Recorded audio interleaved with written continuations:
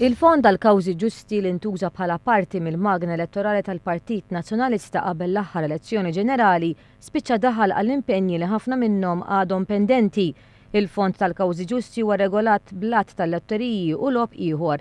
L-għan ta' dan il-fond huwa li jipprovdi fondi għal proġetti u inizjattivi li jagħtu priorità lill-edukazzjoni, sport, soċjali u filantropija. Ġeneralment l-għajnuna ma kienx taqbes il-50,000 euro u dawk li jkunu qed jipproponu proġett iridu jiffinanzjaw 33% tal-ispiża tiegħu. Madankollu l-Gvern Nazzjonalista spiċċa daħal għal kuntratti li ħafna minnhom għadhom pendenti u l-klijenti baqgħu b'xiber imnieħer.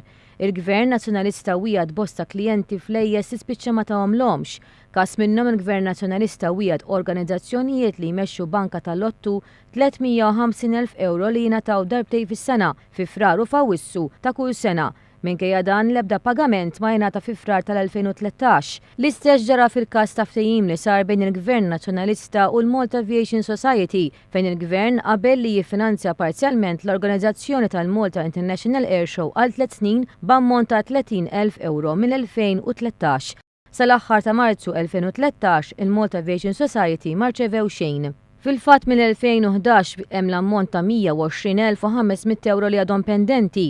Mill-2012 hemm l-ammont ta' 606,743 euro u fl-ewwel kwart tal-2013 hemm 452,097 euro li wkoll għadhom pendenti. Kien hemm iktar impenji li l-eks Ministru tal-Finanzi Tonio Fenech daħal għalihom li kienu biex jintużaw fil-kumplament tas-sena 2013 li jaqbżu in-900,000 euro. Ir-rapport tal-Awditur Ġenerali konkluda li l-flus imweda qabel elezzjoni ġenerali u li baqgħu ma natawx lil min twedu jammontaw għal 1,800,000 euro.